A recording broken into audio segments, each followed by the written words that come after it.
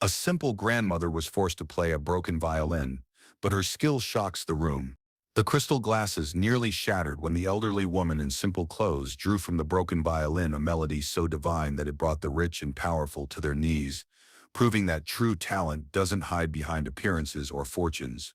Stay until the end and don't forget to subscribe and tell me in the comments where you are watching from. Nancy Miller walked slowly through the Grand Hall of Atherton Hall, the most prestigious cultural center in Boston. Her 78 years weighed on her hunched shoulders, while her simple floral cotton dress and worn shoes contrasted dramatically with the elegant attire and gleaming jewelry adorning the other guests at the charity event.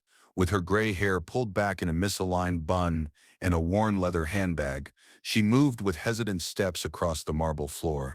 The annual gala of the Boston Philharmonic Foundation gathered the cream of American society. Prominent politicians, industry magnates, celebrities, and acclaimed artists attended every year to demonstrate their support for the arts and, of course, to be seen. Nancy's presence, who had come to accompany her granddaughter Emma, a young violinist in the local orchestra, was an anomaly in that scene of opulence. Emma had insisted that her grandmother accompany her. "It will be a special night," she had said with an enigmatic smile. Nancy, who rarely left her modest apartment in the suburb of Cambridge, accepted the invitation reluctantly. Now, as she observed the crystal chandeliers and the paintings by renowned masters on the walls, she felt completely out of place, like a stain on a perfect canvas. "Excuse me, this area is for confirmed guests only." The cutting voice of Vivian Waldorf, president of the foundation's board, hit Nancy like a sharp blade. The woman in her 50s, impeccably dressed in a Dior gala outfit, examined the elderly woman from head to toe with barely disguised disdain. "I'm with my granddaughter Emma, from the orchestra," Nancy explained timidly. Vivian arched a perfectly outlined eyebrow. Yes, the musicians and their companions. Perhaps you'd feel more comfortable in the area reserved for support staff, in the back."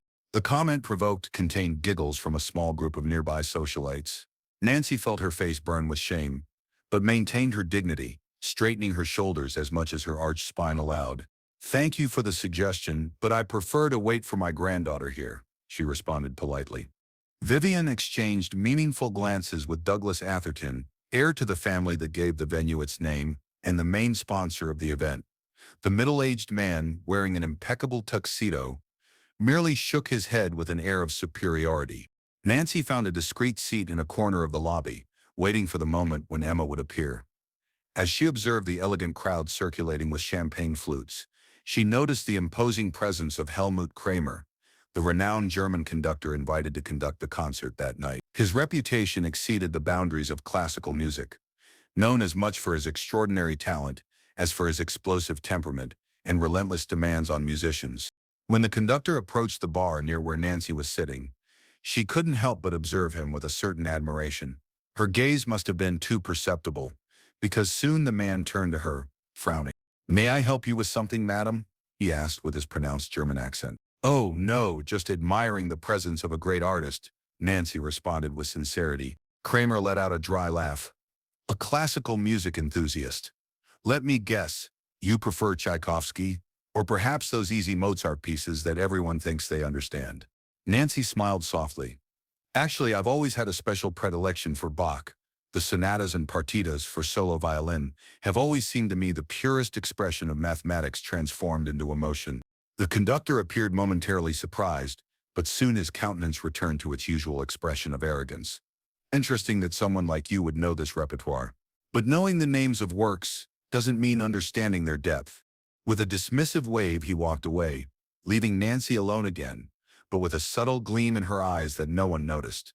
The dinner that preceded the concert was served in the large adjacent hall. The impeccably decorated tables, with elaborate floral arrangements and fine porcelain dinnerware, received the guests according to a seating map carefully planned to balance social connections and potential donations to the foundation. Nancy was directed to a peripheral table, clearly the least prestigious in the hall. She was seated with administrative staff from the foundation and musicians' companions, as far as possible from the central stage where Vivian, Douglas, and Maestro Kramer enjoyed the company of celebrities and magnates. During the service of the second course, a hurried waiter bumped into another server, spilling mushroom sauce on Nancy's simple dress. The accident caused a momentary commotion, and all attention turned to her. "My God, what a disaster!" exclaimed Vivian loud enough for everyone to hear. "Someone take this poor lady to clean up. I'm afraid that dress is ruined, though perhaps it doesn't make much difference." Malicious laughter echoed through the hall as Nancy, with silent dignity, accepted the napkins offered by an embarrassed waiter. Her eyes briefly met those of Emma, who observed everything from the corner reserved for musicians with an enigmatic expression. "Don't worry," Nancy murmured to the distressed waiter. "Accidents happen, and fabrics can be washed." The most anticipated moment of the night, before the main concert, was the charity auction, where items of exceptional value were sold for exorbitant amounts to support the orchestra's educational program. The final item of that year's auction was a 1742 Guarneri del Gesù violin, valued at more than $2 million, which had been donated anonymously. Douglas Atherton took the microphone with pomp. "Before we begin the bidding for this extraordinary piece, I propose a challenge. Someone from the audience who believes they possess musical talent could demonstrate the value of this instrument." Perhaps his eyes scanned the hall and stopped maliciously on Nancy. "Perhaps our most picturesque guest of the night, the lady with the stained dress, would you like to grace us with a demonstration?" An embarrassed silence fell over the hall, broken only by some muffled laughter. Vivian smiled cruelly, while Maestro Kramer observed the scene with a mixture of boredom and contempt. Emma rose abruptly from her place, but before she could protest, Nancy stood up with surprising serenity. "It would be an honor," she said with a calm voice, walking slowly to the improvised stage. The tension was palpable when Nancy stepped onto the small stage. Douglas extended the precious violin with a sarcastic smile, but Maestro Kramer abruptly intervened. "No, this is absurd. A Guarneri should not be played by amateur hands." He took the instrument from Douglas's hands with authority. Instead, he pointed to a visibly damaged violin displayed on a nearby table. "This one, damaged in a recent transport accident, will be suitable for this demonstration." The instrument had a visible crack in the top and worn strings. It was clearly inadequate for a performance. The glances exchanged among the present elite made it clear they expected a spectacle of embarrassment, not music. Nancy accepted the violin with hands that, to the surprise of some more attentive observers, did not show the typical tremor of age. She examined it for a moment, tested the tuning with precise gestures that seemed strangely professional, and then looked at the audience. "What would you like to hear?" she asked with simplicity. "Bah," replied Maestro Kramer with an ironic smile. "Since you appreciate him so much, perhaps the Chaconne from Partita No. 2? Surely you know this work, by name at least." A murmur ran through the hall. The Chaconne was considered one of the most complex and profound pieces ever written for solo violin, a challenge even for established virtuosos. Nancy merely nodded and positioned the instrument. Absolute silence took over the hall when the wrinkled fingers of that unknown lady extracted from the damaged violin the first note of Bach's Chaconne. A perfect note, deep, sustained with a firmness that seemed impossible for an amateur, much less for an elderly woman using a broken instrument. And then came the second note and the third, and soon the complete melody flowed with a technical precision and emotional depth that left everyone momentarily paralyzed. Nancy's hands moved over the violin with the familiarity of someone who knows every millimeter of the instrument, every secret of the score, every intention of the composer. The once plain face of the elderly woman transformed. Her closed eyes, her now erect and imposing posture, her expression conveying decades of musical understanding that went far beyond talent, revealed absolute mastery. The damaged violin in her hands seemed to transcend its physical limitations, producing a sound that filled the hall with an impressive tonal richness. Vivian dropped her champagne flute. Douglas remained open-mouthed. Maestro Kramer, initially skeptical, now watched with wide eyes, gradually recognizing techniques and interpretations that only a select group of violinists in the world would be capable of executing. As she played, Nancy's mind traveled through time. She remembered her debut at 19 at Carnegie Hall, tours through Europe in the 50s, acclaimed recordings, the students she had trained. She recalled the day when, at the height of her career as one of the most important American violinists, she decided to abandon the stages after the death of her husband, also a musician, opting for an anonymous life dedicated to family. For 50 years, Nancy Miller had been Eleanor Spencer, virtuoso violinist, whose mysterious premature retirement at the age of 30 had become a legend in the classical music world. Her identity and her past had remained a secret by her own choice, known only to very few people, including her granddaughter, Emma, who had grown up hearing her private lessons and stories of a previous life on the world's great stages. The notes continued to flow from her fingers as she performed the entire piece, without hesitations, without flaws, with an interpretation that combined impeccable technique and deep emotion, transforming the damaged violin into an instrument capable of expressing the most complex nuances of Bach's composition. The last measures of the chaconne echoed through the hall in total silence. When Nancy finally lowered the violin, no one dared breathe for several seconds. Time seemed suspended, as if the world needed a moment to absorb what it had just witnessed. Then, like a wave breaking on the beach, the applause began. First hesitant, then growing until it became a standing ovation. People who moments before had mocked the elderly woman now stood in genuine reverence before her incomparable art. Maestro Kramer was the first to approach, his face transformed by an expression of amazement and recognition. "Mein Gott, you are Eleanor Spencer, aren't you? It cannot be anyone else." The name fell like a bomb in the hall. Eleanor Spencer, the legendary violinist who had disappeared from the world music scene in the 1970s, leaving a legacy of historic recordings and performances that to this day were references for scholars and musicians. Nancy, or Eleanor, smiled serenely. "I was, a long time ago." In minutes, the hall transformed into a whirlwind of excitement. Vivian and Douglas desperately tried to approach the elderly woman they had previously treated with such disdain. Journalists present were already making frantic calls, while the orchestra musicians, including Emma, observed the scene with knowing smiles. "Why?" asked Maestro Kramer, verbalizing the question everyone wanted to ask. "Why abandon everything? Why live in anonymity all these years?" Eleanor sat calmly, still holding the damaged violin. "When my husband passed away, I realized that fame was never what motivated me to play. It was the music itself, the connection with something greater than ourselves. I decided that I could honor that connection in other ways, teaching privately, raising my family, living a common life." "But you were a legend," protested Vivian, now completely transformed in her attitude. "Legends are for history books," responded Eleanor with simplicity. "I preferred to be a real person." Maestro Kramer, still visibly moved by the revelation and the extraordinary performance, approached Eleanor again with unprecedented humility in his behavior. "It would be an immeasurable honor if you would agree to join the orchestra tonight for a special number. I am certain all the musicians would agree to yield the stage to a legend like you." Eleanor looked at Emma, who nodded enthusiastically. The other orchestra musicians, many of whom had studied her recordings for years, showed in their faces a mixture of admiration and anxiety at the possibility. "I haven't played publicly for almost 50 years, responded Eleanor thoughtfully. "My fingers are not what they once were." "What I just heard completely contradicts that statement," retorted Kramer.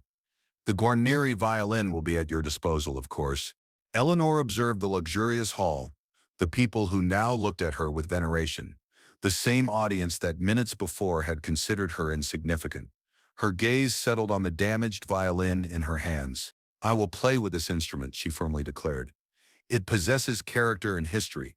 The imperfections are part of its current voice." In the minutes preceding the concert, the main dressing room was given to Eleanor. Journalists begged for interviews, recording executives were already offering contracts for new recordings, and collectors expressed interest in acquiring any instrument she had played, including the damaged violin. Emma entered the dressing room, escaping from the crowd, and hugged her grandmother affectionately. "Sorry for all this, Grandma. I knew Vivian and that group were planning something to humiliate one of the common guests. I didn't imagine they would go so far." "Don't worry, dear," responded Eleanor, adjusting the simple dress that still showed the stain from dinner. "Perhaps it was time to come a little out of the shadows. Your grandfather always said that music should never be buried." "Are you planning to return to the stages after this?" asked Emma. Eleanor smiled, caressing the damaged violin. "This will be my last public performance. A reminder for me and for everyone that true music doesn't reside in perfect instruments or elegant clothes, but in the soul of the musician." Atherton Hall was packed as never before. The news of Eleanor Spencer's return to the stages after half a century had spread with impressive speed.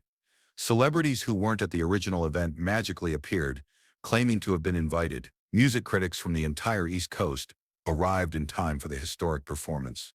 The original program was maintained for the first part of the concert, but everyone anxiously awaited the closing when Eleanor would take the stage. In the most privileged seats, Vivian and Douglas tried to act as if they had always recognized the value of Dear Eleanor, while whispering to whoever would listen about their long friendship with the legendary violinist. When her moment finally arrived, Eleanor walked to the center of the stage, with the damaged violin, without accompaniment, without orchestra, just her and the imperfect instrument.